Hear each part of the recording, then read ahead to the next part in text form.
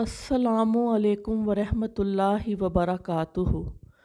एक बुज़ुर्ग थे, किसी दुकान पर सौदा लेने गए और जब 500 का नोट दिया तो दुकानदार ने कहा, बाबा जी ये 500 और 1000 के नोट तो मनसूख हो गए हैं। बाबा जी रोने लग गए।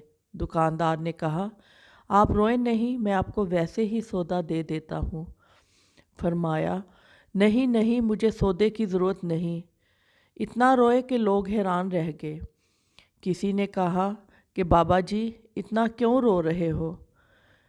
अगर वो आपको सौदा नहीं देता तो हम पैसे तब्दील कर देते हैं और आप सौदा ले जाएं। वो कहने लगे, बच्चों मैं इसलिए नहीं रो रहा कि आज 500 1000 के नोट मनसूख हो जाने से सौदा नहीं मिलेगा। मैं तो इस बात पर रो रहा हूँ कि मुझे ये ख्याल आया कि मैंने कुछ रकम जमा की थी, आज मैं इसके अवज़ सौदा लेने आया, लेकिन जब मैं दुकानदार के पास आया तो दुकानदार ने कहा कि ये नोट मनसूख शुदा हैं।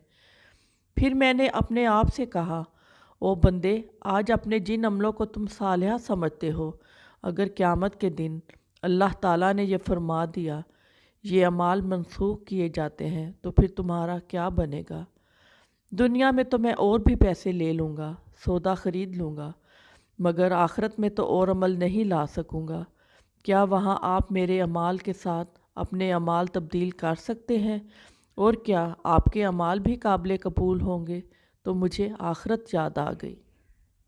वीडियो पसंद आए तो आपसे रिक्वेस्ट है, वीडियो को लाइक कीजिएगा, शेयर कीजिएगा और अच्छी अच्छी वीडियो देखने के लिए चैनल को सब्सक्राइब भी कीजिएगा। बहुत शुक्रिया। अल्लाह हाफिज़।